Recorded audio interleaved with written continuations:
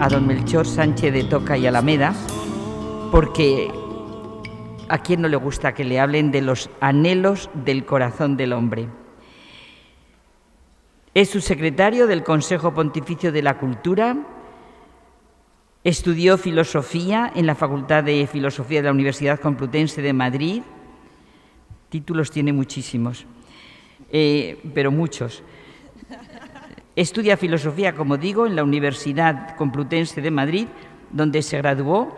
Después estudió estudios de teología en San Ildefonso de Toledo, también en la Pontificia Universidad Gregoriana de Roma, donde obtuvo la licenciatura de Teología Bíblica con especialización en el Nuevo Testamento. Posteriormente, el doctorado en la misma universidad con una tesis precioso sobre el diálogo fe-cultura en el Concilio Vaticano II y su recepción en la Iglesia. Miren, las publicaciones, no le digo la cantidad de hojas, que no me voy a meter porque es que ya no daría en la charla. Si yo me pongo a decir todas las publicaciones que tiene, y no acabo. Pasaría más de una hora diciendo publicaciones, que ha tenido artículos, participaciones en congresos, enorme. Ha desempeñado su ministerio pastoral en la pastoral juvenil y universitaria como capellán de la Escuela Superior de Ingeniero de Caminos. Buena falta, ¿verdad?, les hace a los ingenieros de caminos de la Universidad Politécnica de Madrid una humanidad así cristiana, necesario de lo más. Después pasa a prestar servicio en la Santa Sede en el Consejo Pontificio de la Cultura como encargado del área de lengua española y del diálogo ciencia-fe. En abril de 2004 el Santo Padre le nombra subsecretario del Consejo Pontificio de la Cultura. En su actividad en el Consejo Pontificio de la Cultura ha sido encargado de la sección Ciencia y Fe y coordinador del proyecto, que consiste en una red de iniciativas de investigación, estudio y divulgación acerca de los más importantes temas del diálogo, insisto, que es precioso, entre las ciencias naturales y la fe, con base en las universidades pontificias romanas, y actualmente es el encargado del Departamento de Deporte y Cultura y colaborador en la parroquia de Santa Francesca Cabrini de Roma. Pues muchísimas gracias, don Melchor, y perdonen que no les diga todo lo que se podía decir de él, de los estudios y artículos que tiene, pero no acabamos. Muy buenas tardes a todos.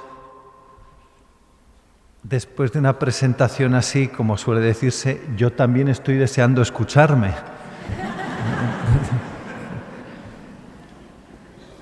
Me siento verdaderamente en familia, en primer lugar por estar en este santuario del corazón de Jesús, experimentando la verdad de las palabras de Jesús mismo. Atraeré a todos hacia mí cuando sea levantado. Y después por la acogida calurosa y fraterna que he recibido desde el primer momento, desde antes de poner el pie en el cerro, en la comunicación con los organizadores del Congreso. Me siento en familia porque me veo rodeado de amigos, empezando por el obispo auxiliar, Monseñor Rico Pavés, con quien he sido compañero en el seminario de Toledo y después en el Colegio Español de Roma. Veo delante amigos, compañeros, profesores, compañeros de fatigas y de evangelización en misiones populares, en la universidad, de manera que me siento arropado por el calor de la amistad y de la hermandad.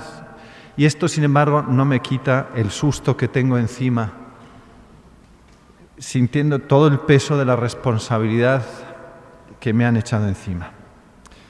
Me consuela saber que si Sansón, con una quijada de burro, derrotó a no sé cuántos filisteos, ¿qué no podrá hacer Dios con el asno entero, ¿no? Y espero, por lo tanto, poder ofrecerles algo provechoso para esta misión que la diócesis de Getafe quiere emprender. El señor obispo ha dicho al comienzo el sentido de esta ponencia, es la base y el punto de partida de toda evangelización. ponerse a la escucha del corazón humano. Y hace más o menos unos 2500 años, Jeremías ben Elcías de Anatot, sacerdote, hombre de profunda oración y profeta, el profeta Jeremías, atormentado por la obstinación y la dureza de corazón de su pueblo, se veía obligado a reconocer esto. Nada más falso y enfermo que el corazón del hombre. ¿Quién puede conocerlo? Y la respuesta a esta resignada y amarga constatación le vino inmediatamente de Dios. Yo, el Señor, examino el corazón y sondeo el corazón de los hombres. Es verdad, solo Dios conoce el corazón del hombre. Con palabras de otro orante, cercano en el tiempo a Jeremías y también a nosotros, porque repetimos sus palabras en los Salmos, podríamos decir: Señor, tú me sondeas y me conoces, de lejos penetras mis pensamientos. No ha llegado mi palabra a la lengua y tú ya, Señor, te la sabes toda. Hablar de los anhelos del corazón del hombre, por tanto, ya sea en la edad de hierro o en esta edad nuestra hipertecnológica, significa entrar en el terreno del misterio. Saber qué se oculta dentro, en los recovecos más profundos del corazón humano, excede la capacidad de la psicología y de las neurociencias. Necesitaríamos toda la sabiduría de la humanidad, toda la experiencia y aún la participación en el mismo Espíritu de Dios para poder entenderlo. Necesitaríamos ese toque divino que Dios insufló en el hombre en la creación, cuando dice la Escritura que soplando en sus narices Dios le sopló un hálito de vida, Nishmat Hayim, un término que la Escritura en el libro de los Proverbios, este Nishmat Hayim, compara a una lámpara que ilumina las secretas recámaras del vientre. Traducido en lenguaje moderno, sería como la potencia reflexiva que permite al hombre entrar hasta en el inconsciente, explorar a fondo el corazón del hombre. Armados, por lo tanto, con esta lámpara y con la lámpara que es la palabra de Dios, luz en mi sendero, lámpara para mis pasos, trataremos de decir algo de los anhelos del corazón del hombre en el mundo de hoy, un mundo secularizado. Podríamos comenzar recopilando los textos de la Escritura que hablan de los deseos profundos del corazón del hombre. Quien tenga un poco de familiaridad con el Salterio, y estoy seguro de que muchos de aquí habitualmente lo rezan, se dan cuenta de que los salmos son como una gran antología de los anhelos del corazón del hombre. Por citar solamente uno entre tantos: Señor mío, todas mis ansias están en tu presencia. Todas mis ansias están en tu presencia. No se te ocultan mis gemidos, es el Salmo 38. Pero podríamos multiplicar las citas al infinito y decir que el hombre es en el fondo un animal anhelante, deseante. Estando en este santuario del corazón de Jesús, viene a la mente inmediatamente una de las invocaciones de la letanía del corazón de Jesús, deseo de los eternos collados. ¿Hay algo más bonito que esta expresión, que este título dedicado al corazón de Jesús? Deseo de los eternos collados. El hombre, animal de deseos, pero ¿deseo de qué? ¿Qué es lo que desea el hombre? Todos estos anhelos en último término, son expresión de un deseo de infinito, de plenitud, que en esta tierra parece que no encuentra su cumplimiento. Un deseo de seguridad, de armonía, de tranquilidad, de belleza, de paz, y de algo que además no se vea amenazado por el tiempo, ni por la enfermedad, ni por el decaer de las fuerzas, ni por las circunstancias, ¿no? Algo que podríamos resumir en el término felicidad. Cuando preguntamos a la gente qué es lo que desea verdaderamente, en el fondo nos dicen, pues vivir tranquilo, tener para comer, que mis hijos crezcan sanos, que no tengamos, que no haya alarma en nuestras plazas, como dice el Salmo. En el fondo es desear la felicidad. Felicidad, armonía, bienestar, serenidad, vida, son como un mosaico de las aspiraciones del hombre. Y por eso San Agustín, que reflexionó mucho acerca de los deseos del corazón del hombre, dice, es cierto que todos queremos vivir una vida feliz y no hay nadie que no asienta a esta proposición antes de que haya terminado yo de enunciarla. Decía San Agustín también, dices felicidad, felicidad, y todos se vuelven para ver si la tienes. Ahora, este deseo de felicidad exige ser infinito, una felicidad que dure para siempre, porque dice el mismo San Agustín, ser feliz sabiendo que no va a durar, experimentar la felicidad sabiendo que no va a durar, es peor que no haber conocido nunca la felicidad. Por eso, en este deseo de felicidad está incluido el deseo de eternidad. Y por eso, concluye el mismo San Agustín, es feliz el que posee a Dios. La felicidad es poseer a Dios. Y todos recordamos aquí el comienzo de las confesiones, que es una confesión, la gran confesión, confesar la radical indigencia del hombre, esa frase que todos conocemos, nos has hecho, Señor, para ti, e inquieto está nuestro corazón hasta que descanse en ti. Una frase que está en el Catecismo de la Iglesia Católica, que antes de exponer las verdades del credo, tiene un capítulo dedicado precisamente al deseo de felicidad que hay en el corazón del hombre. Y con esto podríamos terminar. Habría poco más que decir. Podríamos marcharnos a casa, tranquilos, convencidos y satisfechos. ¿Por qué? Porque habríamos dicho que todos los hombres aspiran a ser felices. Es feliz el que tiene a Dios, por lo tanto, el que no tiene a Dios es porque no quiere, y el que no es feliz es porque no quiere. Es la suerte que ha elegido, que cargue con sus consecuencias. Nos volveríamos a casa con la conciencia tranquila, con el consuelo de saber que nosotros hemos conocido a Dios, hemos conocido la felicidad, y añadiríamos que qué mal va el mundo, menos mal que estamos nosotros los buenos, en fin, menos mal que queda algo.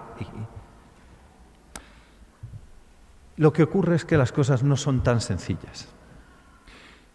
Ya decíamos antes que el corazón del hombre es un misterio, y si creer en Dios y por lo tanto ser feliz fuera tan sencillo, no habría ateos. Pero los hay.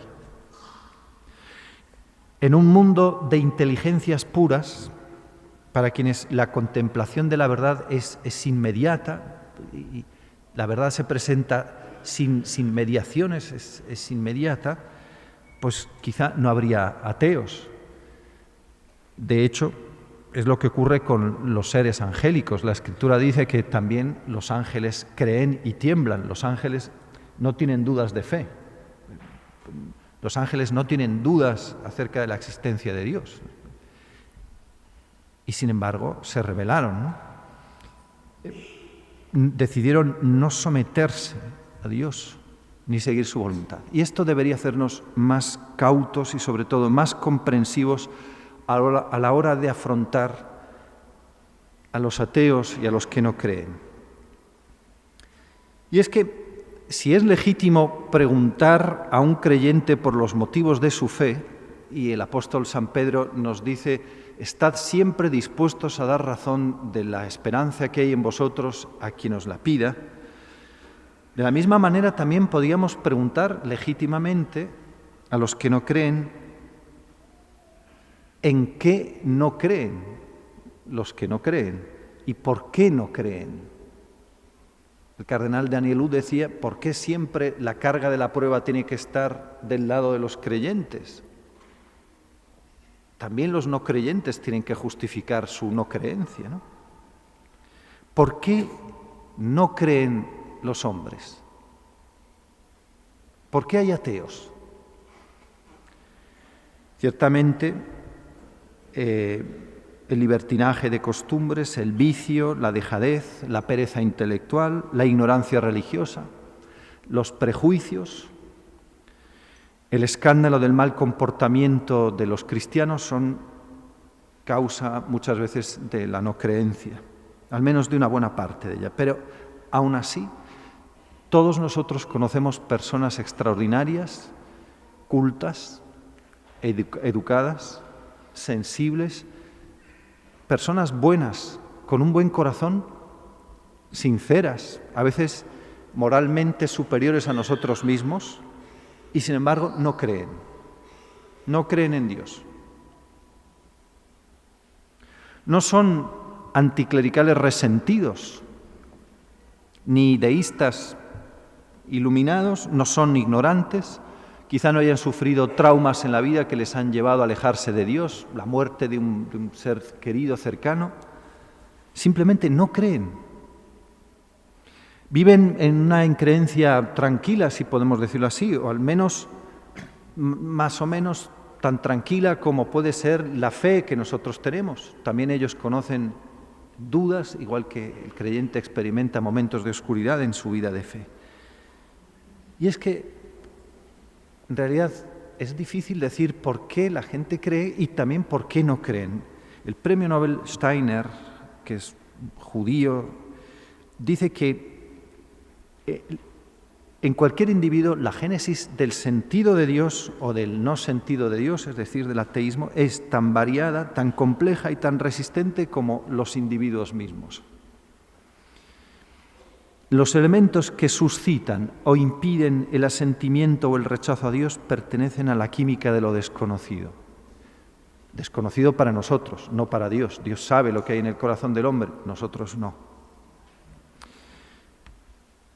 Y este ateísmo o esta increencia o esta dificultad para creer no tiene nada que ver con el espíritu del libertino descreído, ni tampoco con el nuevo teísmo de Dawkins o de Hitchens o de Stephen Hawking, que conocerán por la última película y muchos quizá por sus libros. Todo esto se da esta forma de anticlericalismo casposo, un poco rancio, en algunos partidos y en España es más frecuente. A veces no es solo anticlericalismo, es un anticristianismo, ¿no? Rabioso y amargado, resentido. Pero también hay otras formas de increencia, y es de estas de las que quisiera hablar. Porque este ateísmo o increencia o agnosticismo, es difícil a veces poner una etiqueta, ha sido la preocupación constante de Joseph Ratzinger y después de Benedicto XVI.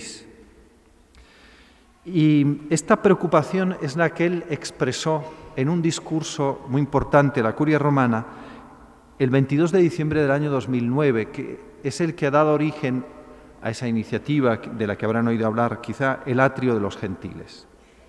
Quisiera, por lo tanto, ahora citar al Papa y comentar sus palabras. Decía el Papa en aquel discurso a la Curia Romana: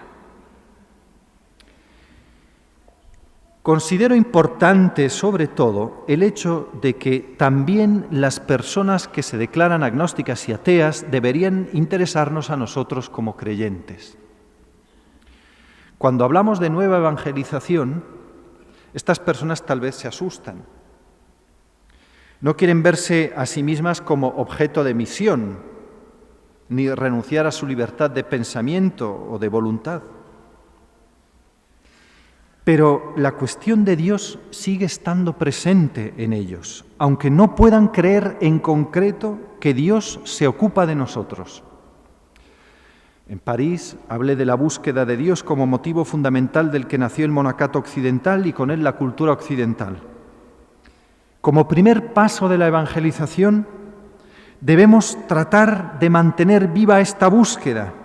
Debemos preocuparnos de que el hombre no descarte la cuestión de Dios como cuestión esencial de su existencia.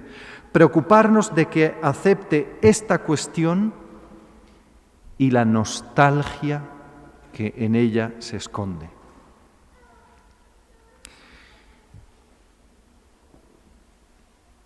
El Papa estaba expresando una doble preocupación en este discurso. Por una parte, hacia quienes no creen.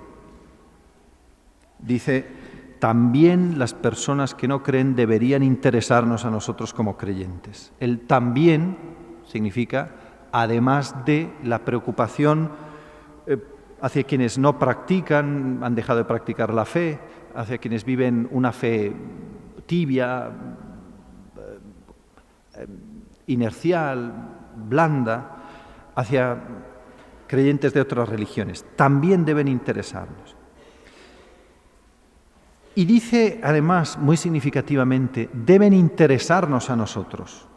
No dice debemos ocuparnos de ellos, ni siquiera debemos interesarnos por ellos, sino que son los creyentes, sujeto, quienes tienen que interesarnos a nosotros. Y es que me parece que no se trata, el Papa al menos creo que lo ve así, no se trata simplemente de una cuestión de números y de objetivos, de cuotas de mercado que hay que ganar, sino de algo que nace del corazón. Esta atención hacia quienes no creen no nace de la arrogancia ni de la jactancia de quien se siente superior, sino de un profundo acto de amor. Por eso es profundamente pastoral. Me vienen a la memoria las palabras de San Pablo cuando dice a los corintios, ensanchadnos el corazón, dadnos cabida en vuestros corazones. El Papa está pidiendo que demos cabida en nuestros corazones a las personas que no creen. Y esto con enorme delicadeza, porque él era consciente de que estas personas, cuando hablamos de misión o de evangelización, enseguida se ponen a la defensiva. Claro, nadie quiere sentirse objeto de nada, quiere sentirse sujeto, no simplemente objeto de conquista. Y es que a veces la evangelización puede convertirse en una empresa humana, puede parecer una operación comercial donde lo que cuentan son las cifras de resultados y no el contacto de persona a persona. La segunda preocupación que expresaba el Papa Benedicto XVI en este texto está al final del párrafo y dice, deberíamos preocuparnos de que el hombre no descarte la cuestión sobre Dios como cuestión esencial de su existencia, preocuparnos de que acepte esta cuestión y la nostalgia que ella encierra. Es la cuestión de Dios, la pregunta por Dios, la búsqueda por Dios, es decir, el anhelo de Dios, la nostalgia de Dios. La pregunta por Dios es un tema que atraviesa todo el pensamiento del Papa Benedicto XVI y es para él una especie de gramática común que permite el diálogo entre los hombres. Prioridad, por lo tanto, a la pregunta por Dios, como punto de partida de una evangelización. Pregunta por Dios y la nostalgia que esconde. Benedicto XVI solía citar una afirmación del teólogo Johannes Baptist Metz, que es el padre de la teología política, por decirlo así, en Alemania, en su discurso de despedida de la cátedra. Metz, que ha desarrollado una teología eminentemente social y política, que ha inspirado la acción de muchos cristianos en el terreno político e incluso la teología de la liberación, sorprendió a todos diciendo que lo que la teología tenía que hacer era hablar de Dios, que la cuestión fundamental es Dios. Y esto le sorprendió mucho a Ratzinger, porque no se lo esperaba de un hombre dedicado sobre todo a una proyección en la vida social y política de la teología. Y comentándolo decía Ratzinger, el unum necessarium, o sea, lo único necesario para el hombre es Dios. Porque todo cambia si Dios existe o si no existe. Y por desgracia muchas veces también los cristianos vivimos como si Dios no existiera, ut si Deus non daretur. Vivimos según el eslogan, Dios no existe. Bueno, y si existe tampoco cambia mucho. Por eso la evangelización tiene que hablar de Dios, anunciar al único Dios, al Creador, al Santificador, al Juez.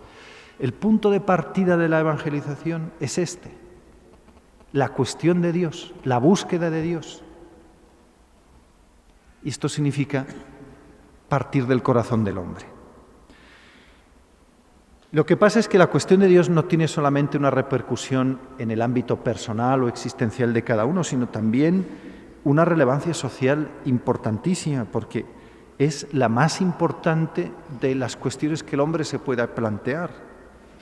Claro, todo cambia si Dios existe o si Dios no existe. Lo importante es saber si existe Dios y si de alguna manera se le puede conocer. Todo lo demás es completamente secundario. La Iglesia, los valores, el reino, todo eso es secundario. O sea, lo importante es saber si Dios existe o no existe, si lo puedo conocer, si puedo entrar en relación con Él. Saber si todo esto es producto de un destino ciego, de una materia irracional, si mi propio pensamiento es en realidad un subproducto puramente casual de la materia, o si bien he sido destinatario de un proyecto libre y amoroso.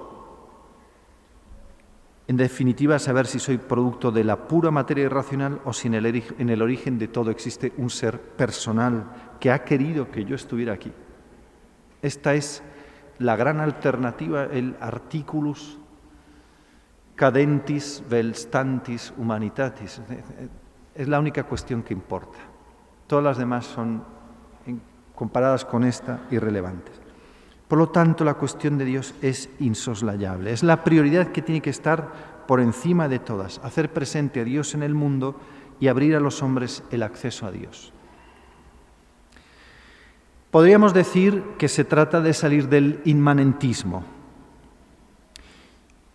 El Papa Francisco ha retomado también el tema del inmanentismo, modificándolo un poco. Para él, el inmanentismo no es tanto la cerrazón del hombre frente a Dios, sino la cerrazón del hombre también frente a los demás.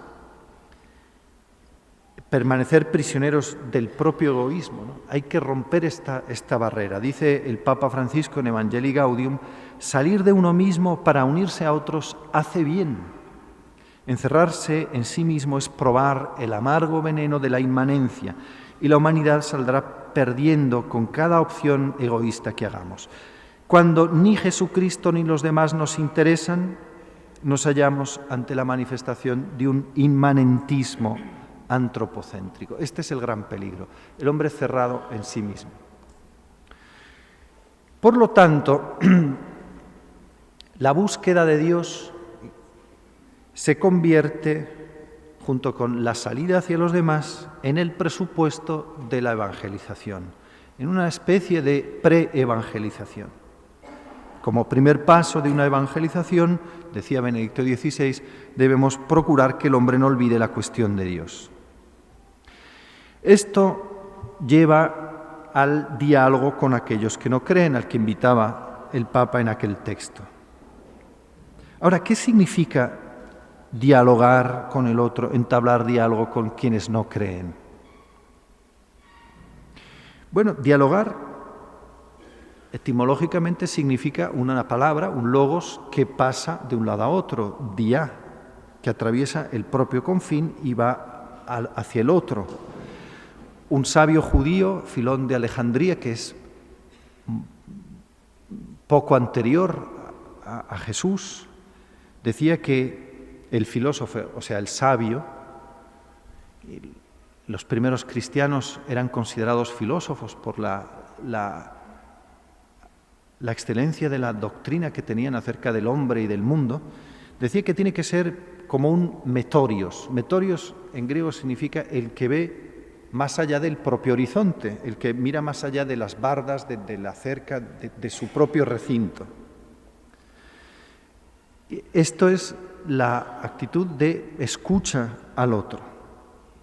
Claro, cuando se habla de diálogo con otras religiones o diálogo con los no creyentes, la pregunta que surge inmediatamente es, bueno, entonces, ¿esto significa que tenemos que renunciar a evangelizar, a anunciar a Jesucristo, o que tengo que abandonar las certezas, mis propias convicciones?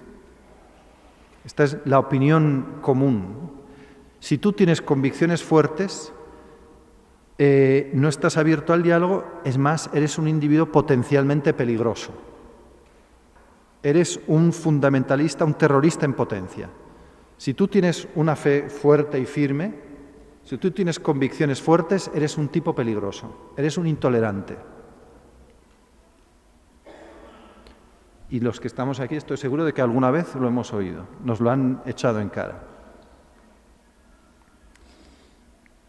Bueno, el Papa no pide, naturalmente, porque no puede pedir renunciar ni a anunciar a Jesucristo ni a las propias certezas. Lo que sí está pidiendo, en cambio, es renunciar a la falsa seguridad que a veces proporciona la costumbre y el apego a ciertas ideas que no son necesariamente las verdades de fe. Al creyente que dialoga con quien no cree, o con el creyente de otra religión, no se le pide que renuncie a su fe, sino que acepte la provocación que viene de otro que no cree, que le obliga a verificar si lo que él tiene como un dato de fe, acaso no sea más que producto de la costumbre. Y esto significa reconocer que la verdad no es algo que yo poseo, sino, como decía el cardenal Newman, que yo soy poseído por la verdad. La verdad no es una maza que yo empuño para golpear en la cabeza de los demás. Es el mar en el que yo estoy sumergido. Es la verdad quien me posee a mí. A este propósito, creo que es muy significativo lo que escribía el entonces joven profesor Ratzinger en la introducción al cristianismo, un librito que es un comentario al símbolo apostólico, un curso en el semestre de verano del año 68. El libro, antes de pasar a la exposición del credo, inicia con un capítulo acerca de lo que significa creer y de la duda en el acto de fe. Y Ratzinger lo comentaba con dos relatos, dos imágenes casi simétricas, ¿no? Especulares. Por una parte, inspirándose en un personaje de una obra de Paul Claudel, La zapatilla de raso, presenta a un misionero jesuita náufrago a la deriva en medio de la infinidad del mar, atado a un madero del barco, como suspendido entre el mar y el cielo. Y decía, el creyente puede vivir su fe únicamente y siempre cerniéndose sobre el océano de la nada, de la tentación y de la duda, con el mar de la incertidumbre como único lugar posible de su fe. Joseph Ratzinger. Pero a la situación del creyente, que se ve un poco como a la deriva, muchas veces flotando, se le opone la historieta que cuenta él, que toma de Martin Buber, una historieta rabínica de un sabio ateo que fue a tratar de convencer al rabino más famoso de su ciudad de las razones por las que Dios no podía existir. Y al cual el rabino, después de escucharle pacientemente, le dijo: bueno, quizás tengas razón. El rabino le decía: yo no soy capaz de ofrecerte a Dios y a su reino, pero piénsalo bien, hijo mío, porque quizás sea cierto. Un quizás que quedó resonando en la mente del ateo como una carcoma, ¿no? La moraleja de las dos historias es que tanto creyentes como no creyentes tienen sus dudas. Parece que los únicos que tienen dudas de fe son los creyentes, ¿no? También los ateos tienen dudas, ¿no? El ateo se pregunta: bueno, ¿y si después de todo hay algo? ¿Y si hay algo? ¿Y cómo mantener una moral si después no hay nada? Dostoyevsky decía: si Dios no existe, todo vale, ¿no? Mantener una vida ética, una convicción moral, si después no hay nada, es terrible, ¿no? Y esa duda también asalta a quien no cree si se lo plantea con seriedad. Esto permite, por lo tanto, dice Ratzinger, hablar de a veces la incredulidad que hay en el creyente y también de la fe del ateo. La duda, dice, preserva al creyente como al ateo del encerrarse en el propio aislamiento. Permite una comunicación. Y dice él: la duda lleva al creyente a romper el hielo con quien duda, y a quien duda a abrirse con el creyente. Para el primero, para el creyente, es una participación en el destino del incrédulo.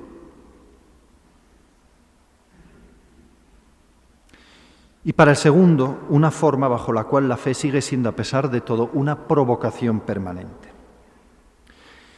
Y es que la naturaleza de la fe no es una magnitud discreta, por decirlo con un término científico, no es de tipo cuántico, o sea, es algo que o tienes o no tienes. De manera que uno puede decir: yo tengo fe, tú no tienes fe. Más bien es una especie de una cantidad continua, ¿no? Ondulatoria. Uno está siempre en camino. Un escritor italiano, un poco peculiar en su manera de vivir la fe, dice que los creyentes tienen que recordar que creyente es un participio de presente en latín, que significa que uno está siempre creyendo. No basta haber profesado la fe una vez para siempre. Lo mismo que sucede en cualquier acto humano, sucede en el matrimonio, sucede en la vocación consagrada y la vocación religiosa. No basta haber dicho sí una vez para siempre, ¿no? Y en el acto de fe, que es la respuesta a Dios, no basta haber dicho una vez creo. Hay que estar siempre creyendo. Por eso, siempre Ratzinger decía que es saludable que la fe se sustraiga de este modo al riesgo de transformarse en una ideología manipulable, que es lo que vemos en el fenómeno del fundamentalismo islámico o de cualquier otro tipo de fundamentalismo. La fe crece cuando se mide también con los que no creen. En el viaje a Praga, la República Checa, que es el país con el número más alto, el índice más alto de secularización en Europa, es decir, de números de participación en la misa dominical, de bautismos, de matrimonios religiosos, el Papa decía que el creyente y el no creyente se necesitan mutuamente. El agnóstico no puede contentarse simplemente con saber si Dios no existe, si Dios existe o no. Tiene que estar en búsqueda y percibir la gran herencia de la fe. Y el católico no se puede contentar simplemente con tener fe, tiene que estar en búsqueda de Dios. Más aún, en el diálogo con los demás, volver a conocer a Dios de manera más profunda. Ven, aquí no hay ninguna renuncia a las certezas de la fe. ¿Por qué? Porque en el fondo la búsqueda de Dios es la condición antropológica fundamental, la condición que hermana a quien cree y a quien no cree, y que además entronca con una tradición de la espiritualidad cristiana que a veces hemos podido olvidar. San Agustín dice que a Dios se le está siempre buscando en el Tratado de Trinidad. Dice, a Dios se le busca para encontrarlo dulcemente y se le encuentra para buscarlo más ávidamente. ¿Quién puede decir, yo ya conozco a Dios? Yo ya creo. Yo ya estoy bien, ¿no? El mismo San Agustín nos dice que la fe, si no se piensa, si no está siempre pensando, no es nada. Una fe que no está en búsqueda permanente se desvanece. Porque el hombre está hecho de tal manera que no puede poseer una verdad ni mantenerla nada más que buscándola continuamente, excavando en ella.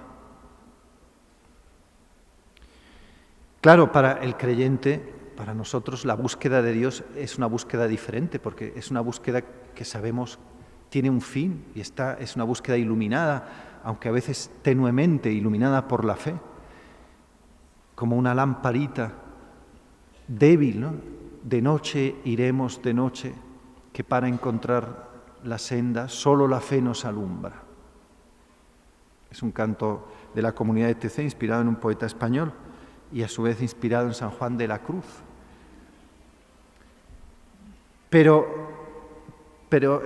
es siempre una búsqueda y por eso podemos sintonizar y comprender a quien busca a Dios a veces como a tentones, decía San Pablo hablando a los atenienses en el Ágora de Atenas, buscando a Dios como un ciego, a tientas.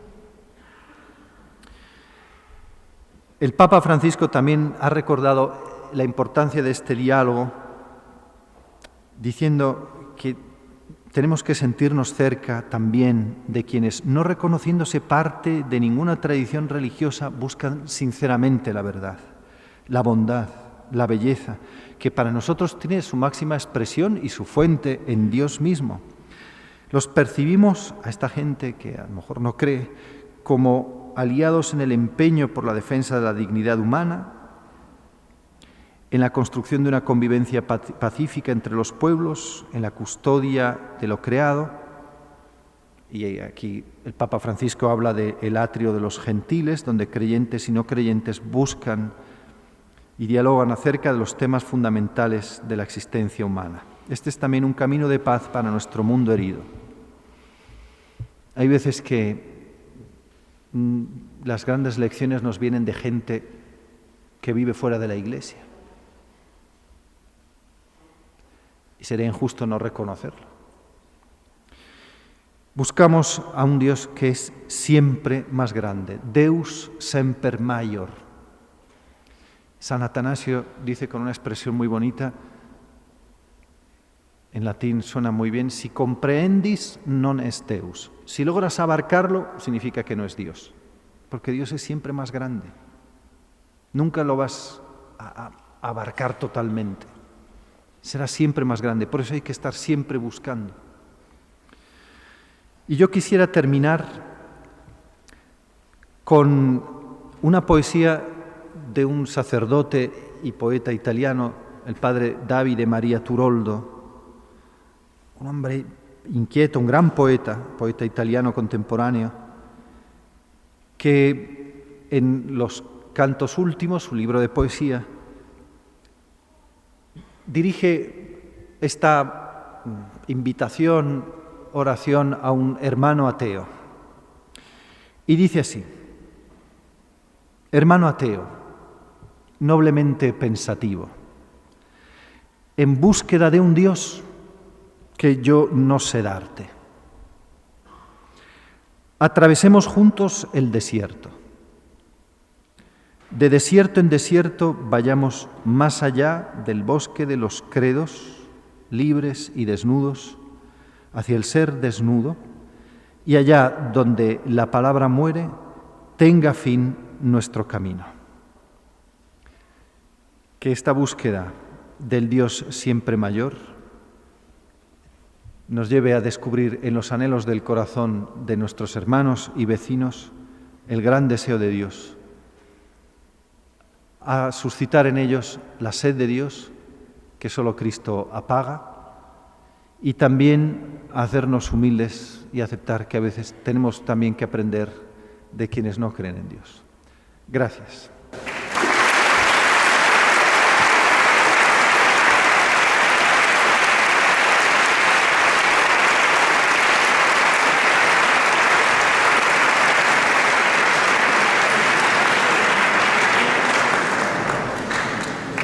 Me imagino que no podemos preguntar todos, pero que a todos nos están estallando las preguntas. Yo, la verdad, desde que ha empezado, pues tengo todos los anhelos del corazón, porque, Monseñor Melchor Sánchez de Toca, ¿usted cree que yendo a los anhelos del corazón nos ha hablado de los salmos que todos sentimos tanto? Y verdaderamente yo creo que nos sentimos reflejados en los salmos.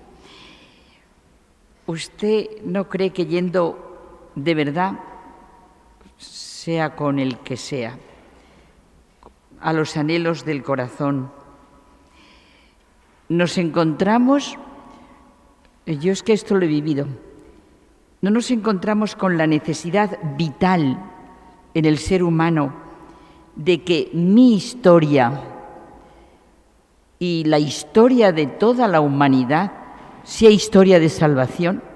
¿Cómo puedo hablar de nada? ¿Cómo puedo hablar de progreso? ¿Cómo puedo hablar de nada si la vida del ser humano no es una llamada, precisamente una llamada, y no es una llamada, que usted ha empezado con los salmos, a esa historia de salvación? Y otra cosa, la segunda cosa, cuando nos iba diciendo, bueno, citaba a Dostoyevsky, a mí me encanta, él dice que el ateo perfecto está en la raya completamente con el creyente. Yo montones de veces en la clase le decía a los alumnos que ese Dios lo podían tirar a la papelera porque ese no era Dios. ¿Qué Dios niego? ¿Qué Dios afirmo o qué Dios niego? Yo en Toledo, precisamente, alguna vez he preguntado en el hospital de parapléjicos, ¿tú sabes en qué Dios creo yo? Y yo decía, la respuesta a estos anhelos, cuando usted ha empezado describiendo al ser humano con salmos trágicos y con profetas trágicos, la respuesta a estos anhelos yo creo que es muy fácil ver que es el cristianismo, que es la mayor humanidad que existe y la expresión de la más rica y plena humanidad. Cuando citaba, claro, a mí me salía del corazón Teresa de Jesús. Cuando usted estaba diciendo de los salmos, yo estaba pensando en Teresa de Jesús en las Moradas, cuando dice, que es fascinante, claro, si nos ha llamado Dios y nos ha creado, como usted decía, ¿qué anhelos tengo yo? Sin irme, yéndome solo con la razón. No hay cosa que comparar la gran hermosura del alma y su gran capacidad. Y uno cuando sienta lo que es el arte, lo que es lo que usted ha dicho, el arte, el bien, la bondad, y dice, si a uno le preguntaran quién es su padre y quién es su madre, y no lo supiera, ¿no sería una gran bestialidad? Pues si a bulto dijera, pues no es una gran bestialidad que nosotros no sepamos acerca de nosotros mismos.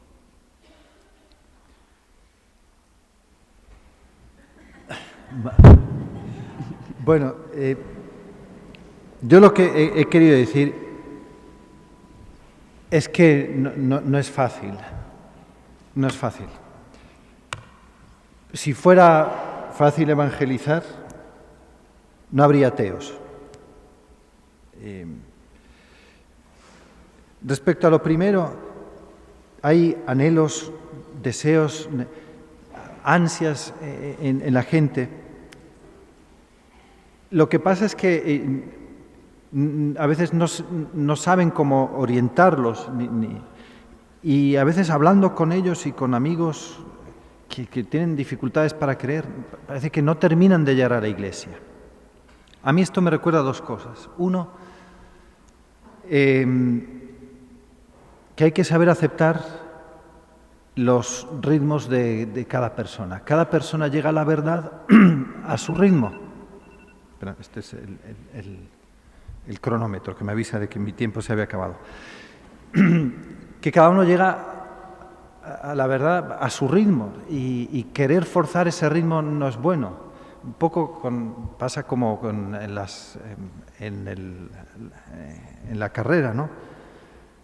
Hay quien termina un maratón en 3 horas y quien lo termina en 5, y forzar no es bueno. Bueno, después,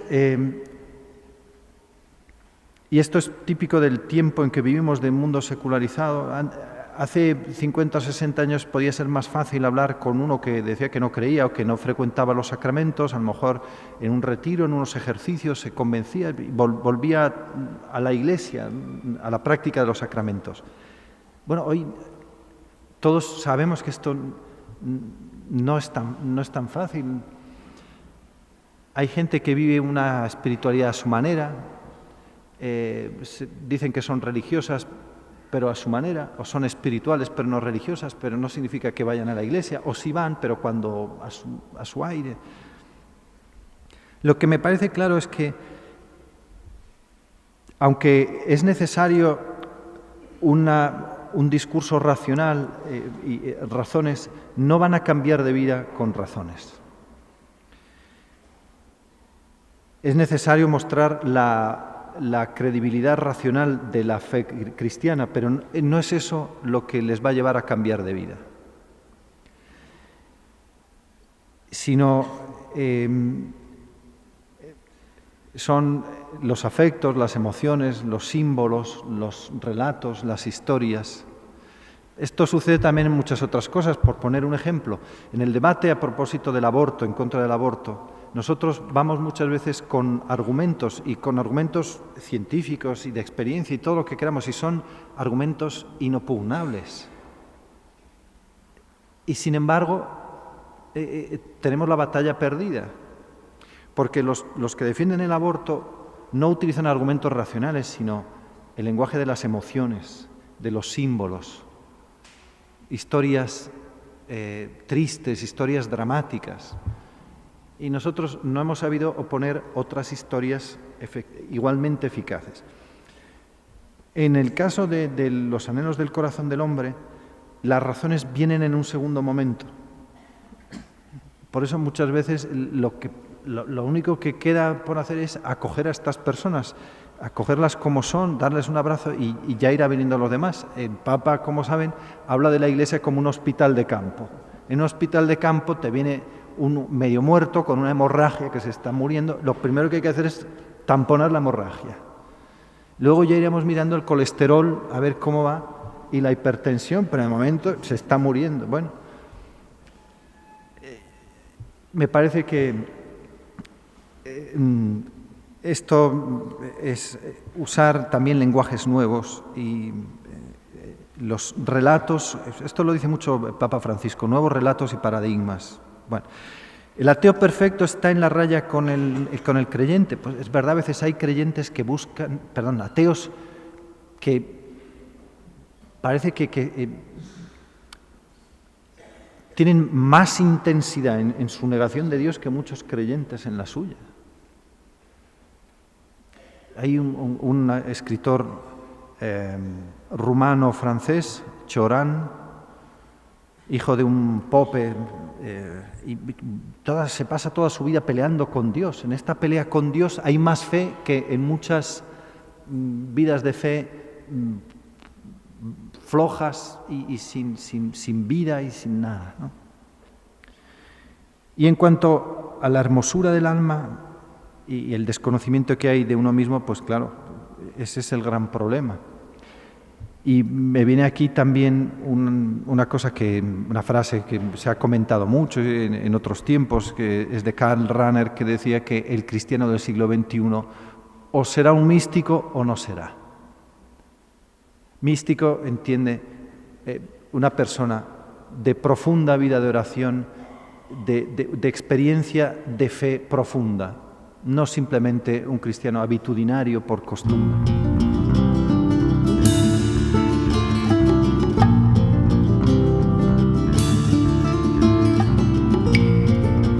No estoy solo.